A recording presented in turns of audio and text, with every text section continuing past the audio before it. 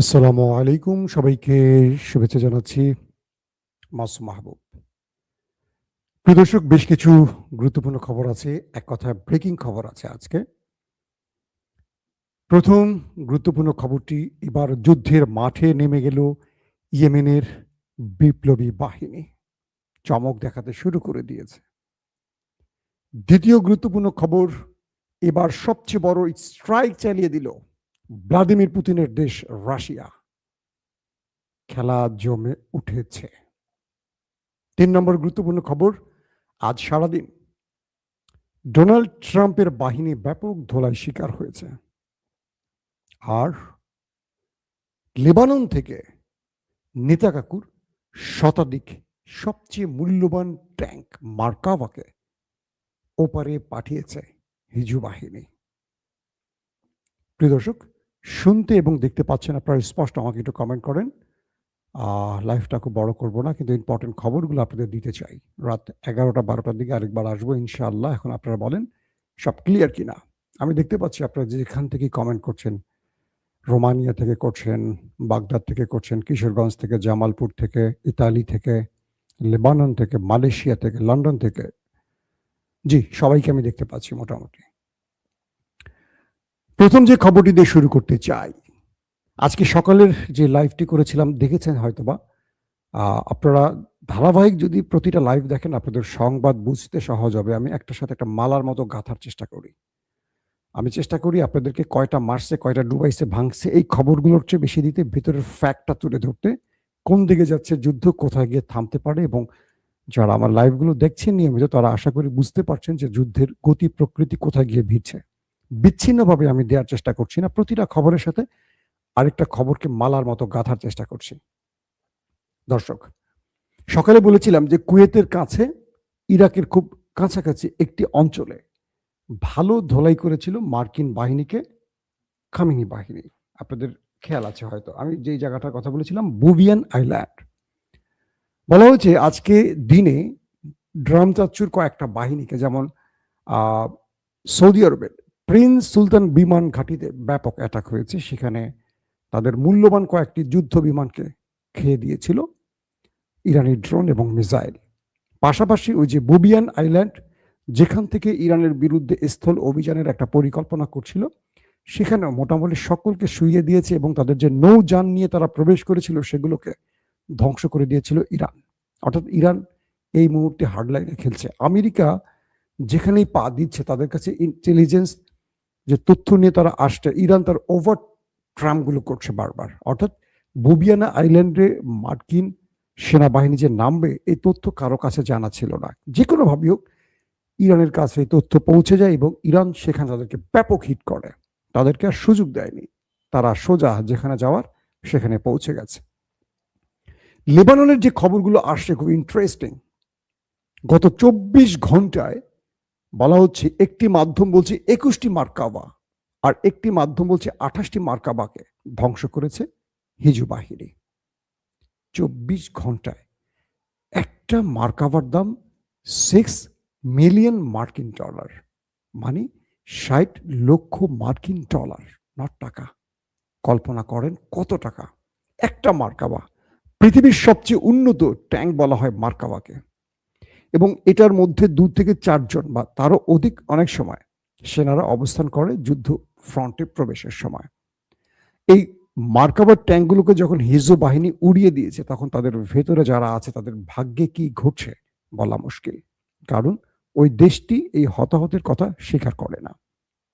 বিষয়টা কি ঘটে দেখেন, গত 12 থেকে 15 দিনে বিভিন্ন আন্তর্জাতিক গণমাধ্যম বলছে গত 12 থেকে 15 দিনের মধ্যে লেবাননের এই বিপ্লবী বাহিনীদের হাতে 100-র অধিক মার্কাবা ট্যাঙ্ক ধ্বংস হয়েছে। কাদের? নেতা কাকুর।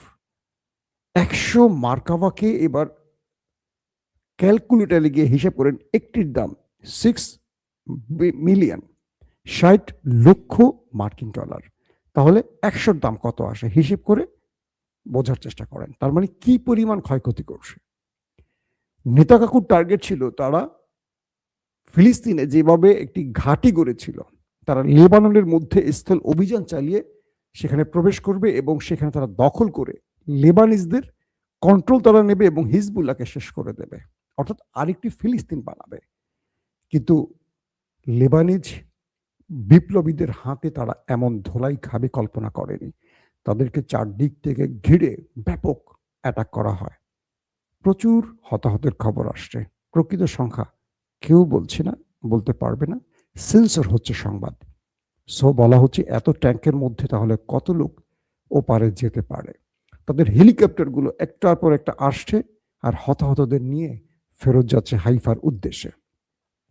অর্থাৎ একটা ফ্রন্টে হিজু বাহিনী এখন ব্যাপক ধোলাই চালাচ্ছে। একদিকে তারা রকেট মিসাইল তো মারছে ভেতরে, আবার যে বাহিনীগুলো ভেতরে ঢুকেছে তাদেরকে খুঁজে খুঁজে মারছে। অল্প টাকার রকেট মিসাইল দিয়ে ট্যাঙ্কগুলোকে, এন্টি ট্যাঙ্ক মিসাইলগুলো দিয়ে তারা উড়িয়ে দিচ্ছে একটার পর একটা ট্যাঙ্ক। এবং যে কারণে তাদের আইডিএফ প্রধান বলেছে যে আমাদের সেনাদের মনোবল ভেঙে গেছে, তাদের যে কোনো সময় তারা ভেঙে পড়ে যাবে। এই অবস্থাটি এখন স্পষ্ট হচ্ছে। পাশাপাশি তিনি বলেছেন যে আমাদের 15,000 সেনার সংকট। প্রশ্ন হলো এই 15,000 সেনা কোথায় গেল? তারা কি জায়গা মতো চলে গেছে বিনা টিকেটে? প্রশ্ন এটাই হতে পারে। দর্শক, দ্বিতীয় গুরুত্বপূর্ণ খবর, এই যুদ্ধে মাঠে নেমে গেছে হুতিরা। ইতিমধ্যে তারা হিজবুল্লাহর পাশাপাশি নেতা কাকুর বাড়িতে মিসাইল হিট করা শুরু করে দিয়েছে। অর্থাৎ ইরানের আরেক বন্ধু হুতিরা ইয়েমেন থেকে এবার সেই দেশটিকে টার্গেট করে, দক্ষিণাঞ্চলকে টার্গেট করে হিট করা শুরু করে দিয়েছে। হিজু বাহিনী এক অঞ্চলে, তারা এক অঞ্চলে, ইরান আরেক অঞ্চলে ভাগ করে এখন মারতেছে। আয় তোরা, মানে ইরান তো পুরো শহর, মানে পুরো দেশটার মধ্যে খুঁজে খুঁজে টার্গেটে মারছে। একদিকে হিজবুল্লাহ মারছে, মানে একটা হলো উত্তর পয়েন্ট, একটা হলো দক্ষিণ পয়েন্ট। এখন লেবানন আর ইয়েমেন একযোগে ভাগ করে শিডিউল করে করে তাদেরকে মারছে। মোটামুটি সাউন্ড হচ্ছে ভালো আকারে। তো এই ইয়েমেন যখন নেমে গেছে, ইয়েমেন বলছে যে তারা শুধু শত্রুকে দমন করবে না, তাদের আরেকটি জায়গায় শিক্ষা দেবে। সেটি কি? বাবুল মান্দাব। আপনাদেরকে যে কথাটি বলি, রাইট সির বাবুল মান্দাব তারা এখন বন্ধ করে দেবে। আরব রাষ্ট্রগুলোর রাউন্ড যে শেপটা ইউর মতো, একটা মাথায় আছে হরমুজ প্রণালী ইরানের, আরেকটা মাথায় আছে অ্যাডেন এবং সেখানে আছে আপনার লোহিত সাগর। তো এটার যে অঞ্চলটি, এটার নাম হলো বাবুল মান্দাব। এখান থেকে সুয়েজ খালে, মিশরের সুয়েজ খালে প্রবেশ করতে হয়। তো বলা হচ্ছে ইয়েমেন তারা বাবুল মান্দাব বন্ধ করে দিয়েছে। এই দুটো পয়েন্ট বন্ধ করে দিলে গালফ কান্ট্রির তেল মোটামুটি চলাচল বন্ধ হয়ে যাবে এবং মোটামুটি বিশ্বের কি বলবো যে তেল রপ্তানির মূল কেন্দ্রগুলো বন্ধ হয়ে যাবে এবং পুরো পৃথিবীতে ডোনাল্ড ট্রাম্পের অবস্থা কি হবে বুঝতেই তো পারছেন। এখন হরমুজ প্রণালী ইরান বন্ধ করে রেখেছে, আর নতুন করে আজ বাবুল মান্দাব বন্ধ করে দিচ্ছে হুতিরা। এটি হলো একটা অন্যতম সারপ্রাইজ। এখন পুরো খেলাটা ইরানের দিকে চলে আসছে। এরই মধ্যে সবচেয়ে বিগ সারপ্রাইজ দিয়েছে রাশিয়া। রাশিয়া এই যুদ্ধে সবচেয়ে বড় স্ট্রাইক চালায় দিল। এটা মিসাইল স্ট্রাইক নয়, এটা নিউক্লিয়ার স্ট্রাইক নয়, তেল। আমেরিকা খুব চমৎকার একটা খেলা খেলেছিল। তারা ইরানকে বলছিল যে তোমাদের উপর থেকে নিষেধাজ্ঞা তুলে নিয়েছি, তোমরা তেল বিক্রি করো।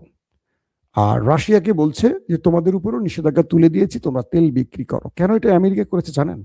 ইরান আমেরিকাকে ভালোবেসে, বিষয়টা তা নয়। অর্থাৎ মধ্যপ্রাচ্য থেকে তেলটা যাচ্ছে না, না ইউরোপে যাচ্ছে না এশিয়া যাচ্ছে, সব পথ বন্ধ করে দিয়েছে হরমুজ প্রণালীর মাধ্যমে ইরান। তো ইরান যেহেতু সব পথ বন্ধ করে দিয়েছে, এখন বিশ্বের যে তেলের সংকট তৈরি হবে, সকল চাপ তো ডোনাল্ড ট্রাম্পের দিকে আসবে। শেয়ার বাজার পড়ে যাবে, গোল্ডের দাম পড়ে যাবে, সব পড়ে যাবে ধাপ ধাপ করে, এবং পড়ে যাবে মানে এইসব ঊর্ধ্বগতির দিকে চলে যাবে তেলের বাজার। যেই তেল আপনি কিনবেন 10 টাকায়, সেই তেল হয়ে যাবে এখন 200 টাকায়। তো এই বিষয়টা এখন ইরান চিন্তা করলো যে আমেরিকাকে যে শর্তগুলো জুড়ে দিল, আমেরিকা ইরানের কোনো শর্ত মানতে রাজি হচ্ছে না। রাশিয়া এখানে একটা দুর্দান্ত চাল দিয়ে দিল। কি? প্রথমে রাশিয়া এই যুদ্ধ শুরুর 28 দিন বা 27 দিনের মাথায় তারা কয়েক বিলিয়ন মার্কিন ডলারের তেল বিক্রি করে টাকা পকেটে ঢুকিয়ে ফেললো। এবার বন্ধু ইরানের জন্য রাশিয়া সবচেয়ে বড় সারপ্রাইজ দিল। রাশিয়া বলল 1 এপ্রিল থেকে জুলাই পর্যন্ত, 31 জুলাই পর্যন্ত তারা কোনো তেল এক্সপোর্ট করবে না, সকল তেল বন্ধ। খেলাটা বুঝতে পারছেন? সবচেয়ে বড় স্ট্রাইকটা কি? অর্থাৎ ইউরোপকে, আফ্রিকাকে বা পৃথিবীকে এখন যে তেলগুলো নিয়ে বাঁচতে হবে তার মূল জায়গাটা হবে ইরান কিংবা রাশিয়া। এখন মধ্যপ্রাচ্যের তেল বন্ধ করে দিয়েছে হরমুজ এবং এখন বাবুল মান্দাব। তাহলে ইউরোপ চলবে কিভাবে? গ্যাস পাবে কোথায়? তেল পাবে কোথায়? পুরো ইউরোপ।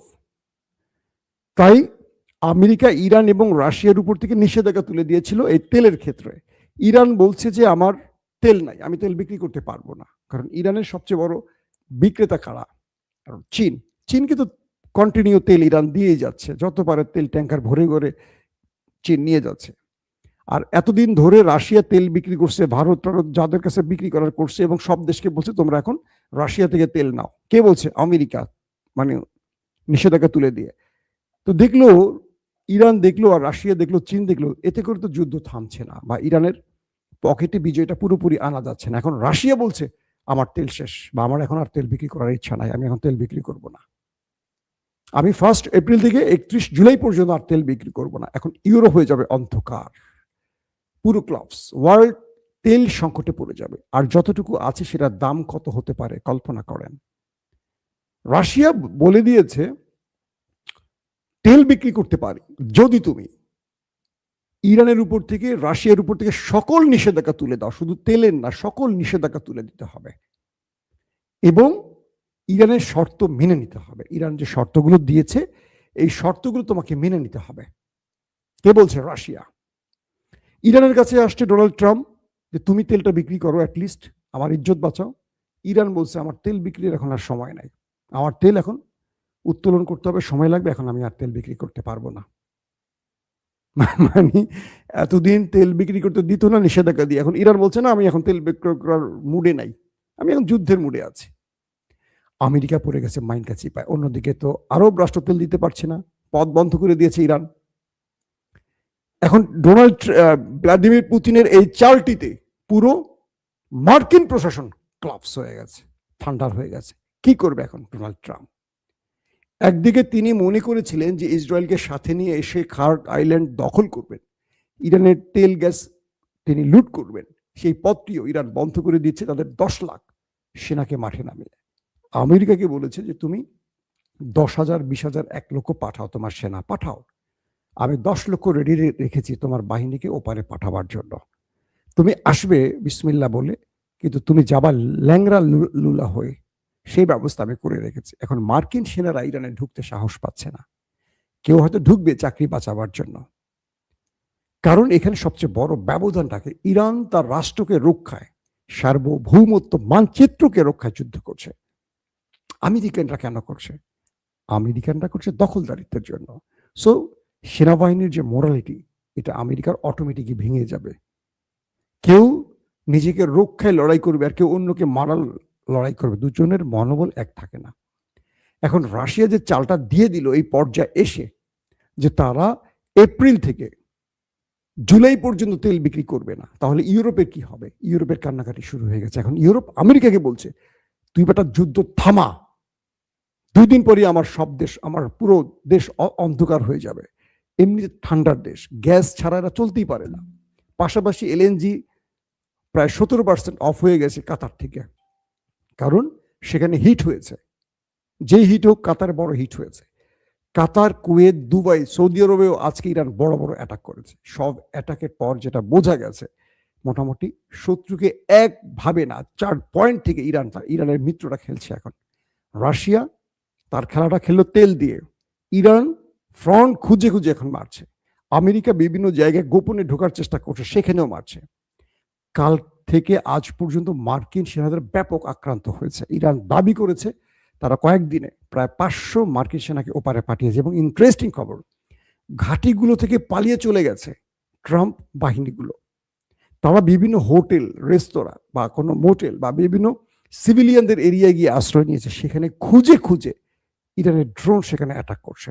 ইরান বলছে তারা 500 বা তারও অধিক ওপারে পাঠিয়েছে। এই পরিস্থিতিতে ডোনাল্ড ট্রাম্পের অবস্থা এখন করুন। একদিকে পুরো পৃথিবীর তেলের জন্য অস্থির হয়ে পড়ছে, ডোনাল্ড ট্রাম্পের সামনে আর কোনো পথ খোলা নেই। তিনি এখন ইরানের শর্ত মানবেন নাকি তৃতীয় বিশ্বযুদ্ধ শুরু করবেন, সেটা এখন তার সিদ্ধান্তের ব্যাপার। দর্শক, আপনাদের সাথে ইনশাআল্লাহ আজ রাত 11 থেকে 12টার মধ্যে আরেকবার হাজির হব। তখন আরো দুর্দান্ত খবর থাকবে। এখন যেগুলো দিতে পারেনি, তখন সেই খবরগুলো আপনাদের দেবার চেষ্টা করব। এখনকার মতো বিদায় নিচ্ছি। প্রত্যেকে ভালো থাকবেন। আল্লাহ হাফেজ।